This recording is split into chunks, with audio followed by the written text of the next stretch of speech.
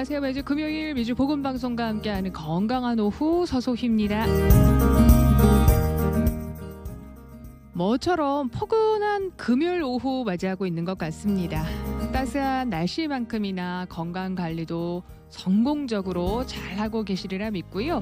최고의 건강 전문가를 모시고 더해보는 특별한 시간, 오늘도요. 여러분들께 함께 소개하고 나눌 귀한 전문가 스튜디오 함께하고 계십니다. 현재 스튜디오 함께하고 계신 분은요. 한인 가정상담소입니다. 우리 로컬 한인분들에게 카운셀링에 있어서는 가장 체계적으로 도움을 주고 계신 그런 난프로핏 기관인데요. 그곳에서 매니저로 큰 도움을 주고 계신 안현미 매니저님 생방송실 함께하고 계십니다. 안녕하세요. 안녕하세요. 네, 저희 처음으로 인사드리는 것 같습니다. 네, 그렇습니다. 예, 제가 짧게 한인가정상담소 소개를 드렸지만 청취자 여러분들이 이해하시기 쉽도록 감당하고 계신 일, 또 네. 다양한 디팔머를 소개해 주셔도 좋을 것 같아요. 네, 저희 한인가정상담소는 지금 상담부서, 가정폭력부서, 그다음에 둥지찾기 프로그램부서, 그다음에 어린아이들의 식사를 도와주고 있는 그런 프로그램을 도와주고 있는 부서, 이렇게 여러 가지 부서가 있고요. 네. 저는 상담부서에서 매니저 일을 하고 있고, 저희 상담사들은 사이키아트리스트, 그다음에 널스 프랙티셔너 포함해서 11명의 스텝이 지금 일하고 있습니다. 네, 적지 않은 규모신 거예요. 네, 그렇죠. 예, 각 분야별로 전문가, 카운셀러도 계시고 네. 또 닥터분들도 계시고 예. 소셜워커도 계시고 네, 그렇습니다. 체계적으로 도움을 좀 받아볼 수 있을 것 같은데요. 오늘 이 시간 통해서 좀 도움을 구하고자 하는 것은 네. 이민자분들뿐만 아니고 현대인들이 앓고 있는 여러 정신적인 또 정서적인 어려움에 대해서 제가 조언을 좀 구할까 합니다. 네, 알겠습니다. 많은 분들이 공감하실 수 있는 사항이니 오늘 귀를 좀 기울여 주시고요. 라디오 청취가 힘드신 분들은 유튜브 오셔서 미주 복음방송 검색하시면 오늘 함께하고 계신 안현미 매니저님과 또 스튜디오 현장도 직접 시청하실 수 있습니다. 한인가정상담소는 이 로컬 한인분들에게 도움을 주신 지가 얼마나 되신 거예요? 저희가 38년 됐고요. 38년. 네, 꽤 오래됐죠. 네. 네, 이민 1세대 역사를 같이 걸어오셨다 해도 네. 무리는 아닐 것 같아요. 네, 그렇습니다. 처음에 그렇군요. 정말 뜻이 있으신 그 이민 1세 분들이 네. 모여서 시작한 기관입니다. 네.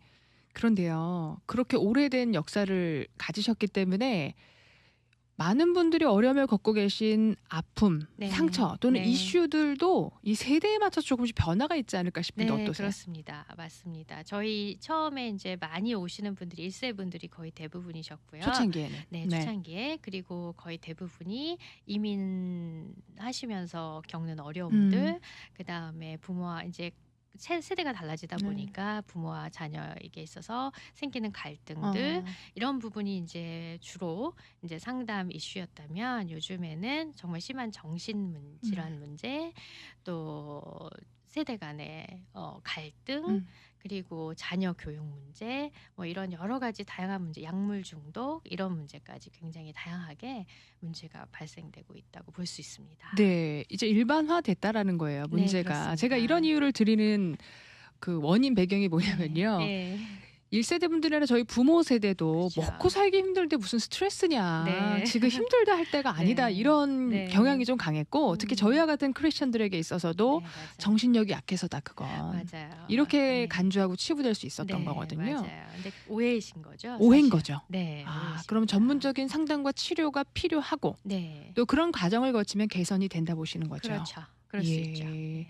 오늘은요. 현대인분들이 앓고 계신 우울증, 음. 스트레스. 네. 그런데 이런 것들 심해지면 분노 조절 네. 장애도 나타나고 일명 양극성 장애라는 의학적 네. 이슈가 있던데 이건 어떤 거죠? 우리가 흔히 이제 말하는 조울증이고요. 조울증. 이 조울증은 우울 장애 하나입니다. 그래서 우울 장애는 여러 가지가 있을 수가 있는데 그 중에 하나이고요. 사실은 양극성 장애가 1, 2로 나눠질 수 있는데 1인 경우에는 굉장히 심하고 더 심한 거예요. 네, 기능상의 문제가 많이 발생할 수 있어요.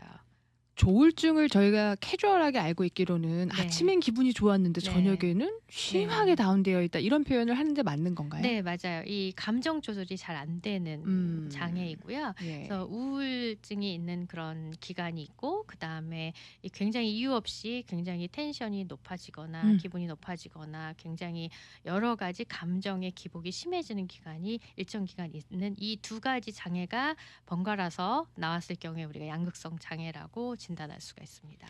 근데 제가 듣다 보니 조금 혼란스러운 게요. 네. 직장 생활하거나 교회에서도 예. 어느 정도 기분의 변화도 그렇죠? 있고 예. 변동도 있고 예. 그런데 그 심팀이 좀 어느 정도 수준을 넘어가면 이거를 증상으로 보는지가 좀 궁금하거든요. 네.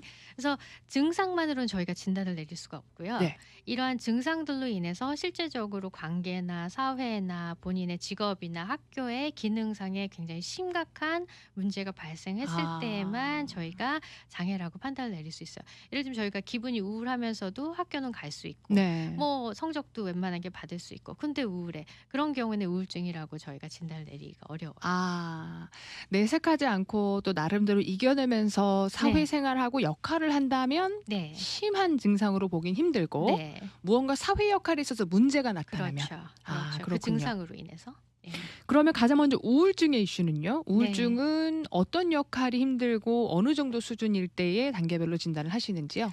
예, 우선 주요 우울 장애를 우리가 진단을 하기 위해서는 뭐 심한 절망감, 슬픔, 아니면 뭐 흥미가 없어졌다든지 무기력하다라든지 아니면 짜증을 낸다라든지 아니면 심한 경우는 자살 생각을 하고 있다라든지 이런 증상이 매일 그다음에 거의 대부분의 날, 그다음에 2주 이상이 되고 또 이러한 증상들로 인해서 실제적으로 기능상에 심한 문제가 생겼을 때 우리가 주요 우울 장애가 있다라고 진단을 할 수가 있고요. 2주 이상 좀 오래 네. 지속될 때. 네. 그럼 간과하시면 안 되겠네요. 네, 그럼요. 예, 그래서 특히 청소년 같은 경우는요. 이게 슬픔이나 이런 걸로 우울증이 나오지 않아요. 그럼 어떻게 청소년 나오죠? 같은 경우 재미가 없어. 사는 게 싫어. 뭐 학교 공부가 전혀 재미가 없어. 내가 왜 행동해. 공부해야 되지? 뭐 네, 이런 왜 것도 공부해야 있고. 돼. 이런 식으로 그 우울증 증상이 나올 수가 있어요. 조금 연령별로 다르게 네, 잘 다르게. 살펴봐야 예, 되겠네요. 우리 그렇습니다. 부모님들도요. 네, 그렇습니다. 뭐 이렇게 좀 오랫동안 기분이 안 좋아지는 거 괜찮아지겠지 하다가 더 크게 심한 증상으로 발전되는 경우도 보셨나요? 굉장히 많죠. 그래요. 특히 어르신 분들은요. 네. 누구나 다 뭐 그렇지 뭐 스트레스 안 받는 사람이 어디 있어? 네네. 이렇게 하면서 그냥 간과하시는 경우가 있어요. 그렇다 보면은 시기를 놓쳐서 굉장히 심한 상태가 나오기도 하고 어떤 분은 자살이라는 선택을 하시기도 해요. 네, 그렇군요. 정서불안의 이슈도 있잖아요. 그렇죠. 예. 뭐 불안 장애도 있을 수 있죠. 또 한인분들한테 굉장히 많은 게 그 주의결핍증. 주의력 결핍. 예, 그게 ADHD 라고. 어린 아이들에게만 있는 게 아니에요? 어른도 있습니다. 성인에게도 있습니다. 어떻게 증상이 나타나죠? 증상이 이제 두 가지로 나눠지는데요. 크게 보통 이제 그 에너지가 굉장히 높은 경우 아이들한테 많이 있지요. 예. 그래서 에너지가 너무 많고 또 이렇게 사회적인 어떤 큐를 읽는 게 굉장히 부족해서 굉장히 문제를 많이 일으키는 경우가 있고 전혀 문제가 없어 보이는데 예를 들면은 수업 시간에 딴 시간 딴 생각을 하거나 그래서 이런 것들이 별 문제가 되지 않아요. 그러다가 이제 호르몬 분비가 막 변화가 많아지고 하는 청소년기에 붐 하고 나오는 경우가 있죠. 이런 주의력 결핍증 같은 증상은 또 한인들에게 또 많은 게 불안 장애가 굉장히 많아요. 많이 들어보셨을 거예요. 공황 장애 네. 많이 들어보셨죠. 또 예를 들면 어떤 특정한 것에 대해서 불안함을 보이는 비행기를 타시지 못한다라든지 그렇죠. 네. 이런 불안 장애도 있고요. 또 다른 중요한 거는 외상후 증후군 PTSD. 이 경우는 트라우마가 많이 연루가 된 건데 한인분들이 아무래도 이민 가정에서 있으시다 보니까 크고 작은 트라우마에 많이 노출되시는 경우가 있어요. 예. 네. 이민자들에게 해당하는 이런 외상후 스트레스가 어떤 케이스가 있을까요? 예를 들면 이민 오셔서 굉장히 부당한 차별을 받았는데 제대로 그 부분에 대해서 대우를 잘 받지 못하거나 치료를 받지 회복이 안 못했을 되셨고. 경우에 회복이 되지 못하는 경우도 있고요. 예를 들면은 크게 차 사고를 당해서도 그럴 수 이런 있겠네요. 트라우마로 인해서 증상이 발생될 수도 있어요. 예. 교통사고 후에는 내추럴하게 네. 왜 뒤에서 차가 심하게 받쳤다. 그러면 네네. 사고 이후에 뒤에 차가 조금만 붙어도 막 어떻게 하지 그렇죠. 못하시는 경우도 네. 일환이 될 수 있을까요? 네, 그런 불안 장애가 그때 발생이 됐다고 볼 수도 있죠. 그래서 차를 타지 못하는 경우는 그죠? 심한 경우는. 네, 심한 경우는 그럴 수도 있어요. 네, ADHD 우리 아이들에게 네. 나타나서 어머님들이 네. 굉장히 걱정 많이 그렇죠. 하시는데 예. 성인들에게도 이런 주의력 결핍이 있다는 게 저는 조금 놀랐고요. 네, 성인들에게도 있습니다. 그럼 혹시 직장 생활하거나 교회 공동체 생활할 때에 주의력 결핍 장애가 있는 것 같다는 어느 정도 선으로 좀 보세요? 예를 들면 충동을 잘 조절하지 못한다거나 충동 조절. 예를 들면은 여러 사람이 있을 1대1로 있을 때는 얘기가 잘 되다가 네. 여러 사람이 있을 때 집중을 못 하시거나 좀 산만한 기운도 있고. 네, 산만하시거나 어. 그러니까 어른인 경우에는 보통 이제 그 ADHD는 여기 저희 그 뇌에 있어서 전두엽하고 굉장히 관계가 많이 있어요. 그래서 어렸을 때는 이 전두엽이 아직 다 성장을 하지 못해서 그 아주 하이 에너지가 많이 표출이 되는데 어른이 됐을 경우는 전두엽이 거의 자라기 때문에 27살에서 30살까지 자란다고 해요. 그러면 웬만한 그 전두엽은 보통 이제 감정을 조절하거나 네네. 판단하거나 그런 역할을 하는데 그런 부분에 있어서 그다지 큰 어떤 장애가 안 보이잖아요. 그렇지만 ADHD가 있는데 그게 간과되는 경우가 굉장히 많죠. 그럼 무언가를 조절하고 절제하는데 문제가 브레이크 좀- 걸리는 예, 거예요. 그렇죠. 그렇군요. 몰랐지만 네. 그냥 나의 특성이다, 성격이다라고 간과할 네. 수 있었던 이슈들이 네. 잘 따져보면 증상이 될 수도 네, 그럴 있겠다. 수도 있어요. 이런 생각이 좀 듭니다. 네. 양극성장애 말씀하셨거든요. 네. 조울증, 네. 저희에게는 더 익숙한 단어인데요. 이러한 것들은 좀 삶에서 어느 정도까지 영향을 미치면 네. 네, 또 현재 혹시 상담을 해주고 계신 분들이 이 정도의 어려움을 겪고 계신다. 네. 그러면 좀 심한 케이스 이제 양극성 장애 1 네. 일일 경우에는 네. 보통 어떨 때 진단을 하냐면요. 이런 굉장히 그 기분이 이상한 그러니까 평상시보다 굉장히 다르게 높은 수준의 어떤 굉장히 고양된 기분이 있다든지 흥분 상태에 빠진다든지 아니면 평상시와 달리 굉장히 말이 빨라진다든지 횡설수설한다든지 아니면 굉장히 이게 우리가 매닉 상태라고 부르는데 이 매닉 상태가 일주일 이상 지속이 되고 잠을 안 자는데도 전혀 아무 문제가 없다. 이런 경우에는 양극성 장애 1로 저희가 진단을 내리고요. 심한. 네, 양극성 장애 2는 그 1보다는 증상이 조금 낮지만 3, 4일 정도 이런 비슷한 증상이 나타났을 경우에는 양극성 장애 2라고 불러요. 그러면 조울증, 양극성 네. 장애가 왜 분노 조절 장애가도 네. 연관이 깊게 돼 있는 것 같은데. 네, 그럴 수 있죠. 왜냐하면 충동을 조절하지 못하는 게 더 극대화되기 때문에 그렇죠. 만약에 그 매닉 상태에서 예를 들면 갑자기 난데없이 사업을 벌린다든지 뭐 쇼핑을 뭐 막 3, 4천 불, 뭐 10,000불 이렇게 써버린다든지 충동 구매도 그게 네. 되고요. 그러니까 그 결과를 잘 생각하지 못하게 되죠. 그 상태에서는. 분노도 조절을 잘 못하는 경우가 있고 특히 또 요즘 많이 이슈화되고 있는 그 분노 조절 장애는 그 간헐적 폭발 장애라고 다른 게 있어요. 네. 그래서 이거는 이유 없이 분노가 표출이 되고 그 전조 증상이 없어요. 전조 증상이 없다. 예, 그래서 갑자기 그 굉장히 심한 분노가 표출이 되는데 보통 이 그 간헐적 폭발 장애의 기본적인 원인으로 밝혀진 것은 어떤 호르몬 이상이라든지 그래서 조금 그 제너럴 이슈가 좀 많고요. 근데 이분들이 거의 대부분 90% 이상이 불안 장애나 우울증이나 그런 다른 장애를 동반한 그런 경우가 굉장히 많아요. 그래서 만약에 그런 우울증이나 불안 장애를 치료를 잘 하신다면 분노 조절이 많이 되시겠죠. 이게 스텝 바이 스텝 다 엇물려 있어요. 그렇죠. 네. 그래서 한번 좀 짚어봐야 되는데 지금 간헐적 폭발 장애라고 네. 말씀하셨거든요. 예. 왜 동료 사이나 교회에서도요. 네. 셀그룹 모임을 네. 한 6개월 정도는 교제도 잘 하시고 웃고 상냥하시고 잘 하시다가 네. 주기적으로 한 번씩 폭발하시는 분들.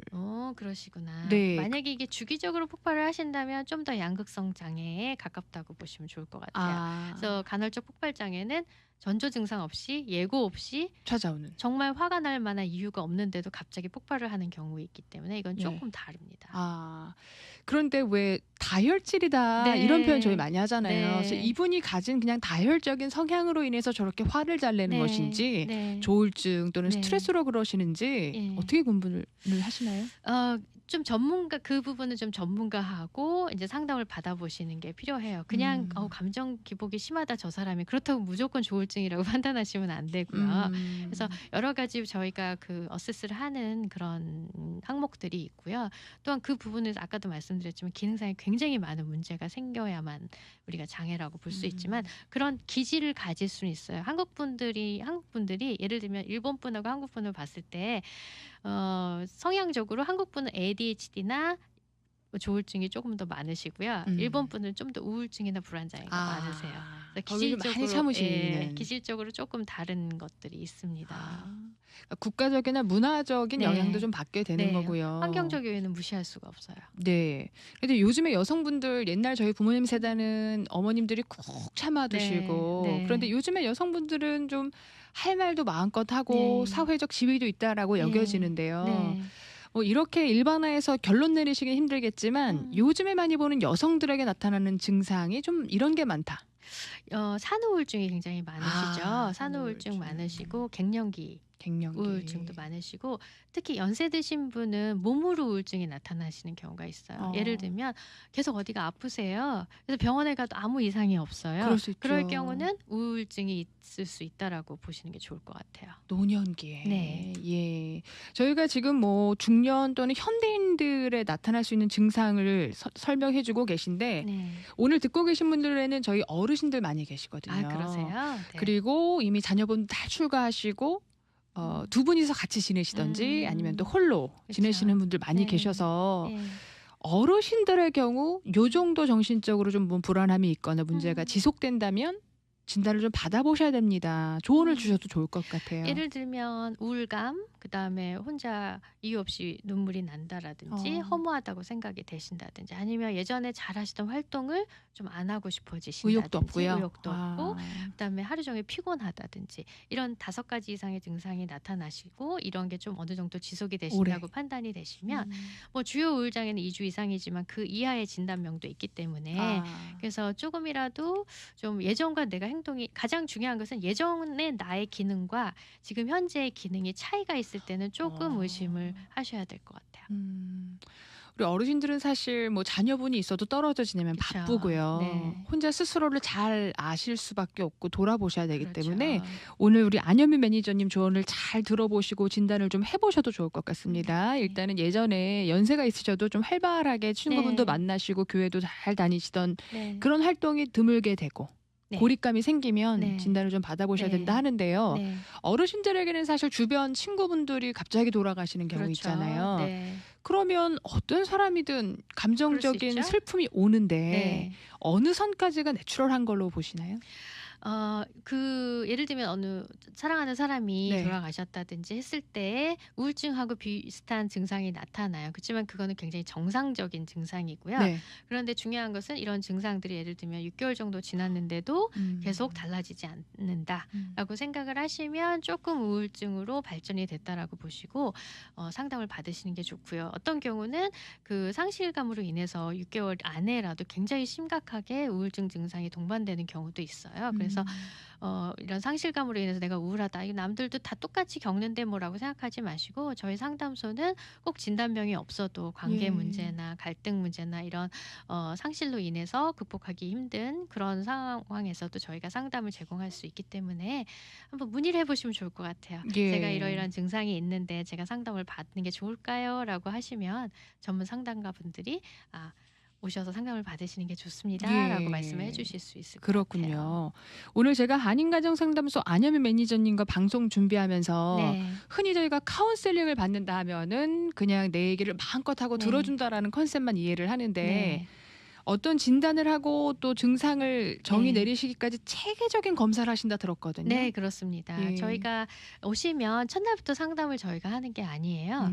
일단 첫 번째 오셨을 때는 한 2주는 증상이 무엇이고 이분의 예를 들면은 메디컬 히스토리는 어떤 게 네. 있고 어렸을 때 어떤 성장 과정을 겪으셨고 어떤 것들이 지금 현재 증상에 영향을 가장 많이 미치고 있는지 아니면 약물을 드시고 계시진 않는지 아니면 어떤 의학적인 어떤 컨디션을 갖고 계시진 않은지 이런 것들을 어세스를 스크리닝을 하고 난 다음에 이제 그 오신 내담자분하고 같이 어떤 골을 가지고 상담을 하실 것인지 같이 의논을 하고 그래서 한 2주나 3주 뒤부터 실제적으로 상담 세션이 시작이 예, 됩니다. 그럼 분석을 하시는 거네요. 그렇죠. 이분에게 예. 어떤 상담이 예. 필요한 거고 그렇죠. 문제인지 예.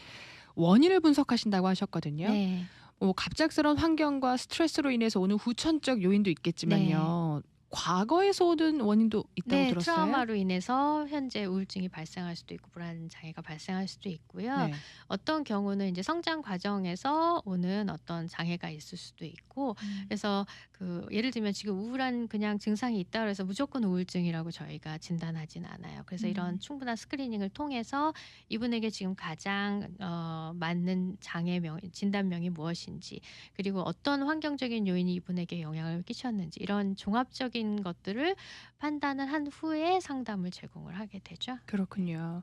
그러면은요. 네. 뭐 성장 배경에 있어서 굉장히 중요한 거는 크리스천들이 굉장히 많이 공감하시는 그쵸. 거거든요. 네. 부모의 역할과 또 보고 자란 환경 그렇죠. 그대로 가기 네. 때문에 그런데 저희가 기본적으로 한 5살 이후부터는 어렸을 때 기억이 나잖아요. 그쵸. 네. 그런데 영유아기 시절 있죠? 네, 이 그렇죠. 신생아 네. 시기에 아픈 혹시 상처나 그때 환경도 성인이 돼서 이런 영향을 미친다 보시나요? 네, 저는 그렇게 보고 있습니다. 그래서 그 태내에 있을 때 그 태아들이 엄마 뱃속에서 네, 그때 이미 뇌가 성장을 하고 있기 때문에 모든 저희의 어떤 트라우마나 어떤 좋지 않은 기억들은 사실 그 뇌 우내에 많이 저장이 됩니다. 그랬을 경우에 평상시에 묻혀 있다가 비슷한 어떤 그 트리거가 있을 경우에 그게 분출이 되는 경우가 있어요. 네. 본인은 이유는 모르는데 내가 이런 심각한 지금 우울장애나 불안장애를 겪고 이 원인을 모르겠어요. 지금 현재 생활도 너무 만족하는데 이런 경우에는 만약에 과거에 어떤 그런 히스토리나 이런 것들이 아니면 부모님들이 굉장히 힘든 일을 겪으셨어요. 그게 제 2차 트라우마라서 그 부모에게 그런 얘기를 듣고 여러 가지 그런 네, 간접적으로도요? 간접적인 것도 영향을 미치는 경우가 있어. 아이가 굉장히 센시티브한 경우에는 그런 영향을 많이 받는다고 볼 수 있겠죠. 그럼 부모님들이 자신의 아픈 거나 상처 이런 네. 걸 아이들에게 표현할 때도 굉장히 조심해야 되겠네요. 그렇죠. 그 아이가 얼마나 받아들일 수 있는지를 살펴보시는 게 굉장히 중요하고요. 예. 본인의 아픔이나 이런 거를 아이들에게 얘기하는 그 적절하게 보시고 얘기를 하시는 게 좋고 그게 아이한테 적합하지 않다라고 생각을 하시면 다른 서포트 시스템, 친구분들이나 아니면 전문 상담가나 이런 쪽을 선택하시는 것이 좀 더 현명하지 않을까 싶어요. 네. 그러면 임상 실험과 또는 상담 사례를 통해서 본인도 몰랐던 클라이언트도 몰랐던 옛 과거 트라우마들이 단계별 이런 진단과 치료를 통해서 드러나고 회복된 경우 보셨나요? 네, 그렇죠. 많이 회복되시죠. 그래서 그래요. 만약에 회복이 가능하지 않다라고 하면 참 상담 일을 하기가 어렵고요. 그리고 회복이 가능하지 않은 진단들 장애들도 있어요. 그렇지만 그 회복은 되지 않으나 당뇨병처럼 네. 그 장애가 있으나 잘 그 삶을 영위해 갈 수 있도록 도와드리는 방법도 있습니다. 네. 왜 우리 안현미 매니저님도 크리스찬이시고요. 네. 교회에 출석하고 계시지만 영적인 이슈로 저희가 접근할 때가 좀 많거든요. 그쵸. 그리고 예. 특히 과거의 아픈 상처는 끊어버려라. 빨리 forget it 네. 해라. 이제 네. 이런 진단들이 저희들은 좀 많이 받고 네. 자랐거든요. 네. 어떻게 보세요? 끊어버려라. 준비가 다 잘 되셔서 잘 음. 끊어버리실 수 있는 분도 있는 반면에 그렇지 못하신 분도 있잖아요. 네. 그러면 이게 참 밸런스가 되게 중요한 것 같아요. 네네. 그래서 그냥 뭐 기도로만 나을 수 있다 할 수 있는 영역의 장애도 있고 그렇지 않고 정말 예를 들면 조현병은 아시나요? 그 스키조프레니아라고 그래서 예전에 정신분열증이라고 했죠. 이런 증상들은 사실 뇌에 여러 가지 문제도 있고 해서 어떤 전문적인 치료가 필요하신 분들이거든요. 근데 무조건 기도로 나을 수 있는 병은 아니거든요. 적절한 약물 치료도 동반을 해야 되고 그래서 치료를 저는 전인적인 네. 방향으로 저는 접근을 하고요. 그래서 환경적 요인도 필요하고 어떤 그런 약물이나 이런 거는 생리적 요인도 필요하고 심리적인 것도 필요하고 그다음 서포트 시스템도 디벨롭을 해야 되고 이런 여러 가지 종합적인 것으로 치료를 해야만 굉장히 효과가 크다고 저는 보고 있어요. 네, 저희들도 믿는 성도들이지만 영적인 이슈, 네. 또 파워와 네. 심리적인 상담과 치료, 네. 약물적인 도움도 잘 조화를 이뤄야 네. 된다라는 말씀이셨어요. 네. 실제로 제 주변에는 어렸을 때 납치 경험이 있으셨다 그러더라고요. 네. 그래서 이렇게 손발 살이 묶여 있고 눈을 가렸던 기억이 있는데 예. 어른이 돼서 아이를 출산하고 중년 여성이 됐지만 아직도 뒤에서 누가 어깨를 툭툭 치는 거를 그렇죠. 견디질 못하시더라고요. 네, 네. 이런 것도 치료가 된다 보세요? 네, 치료가 될 수 있죠. 네. 그래서 그 부분은 조금 오래되셨기 때문에 내가 의지로 이겨야 된다라는 생각을 하시는 건 조금 힘들 수 있고요. 한번 오셔서 상담 치료를 받으시면 굉장히 도움이 되실 수 있을 것 같아요. 네. 그리고 많은 분들이 이제 대인관계에 있어서 좀 공감을 하실 텐데 네.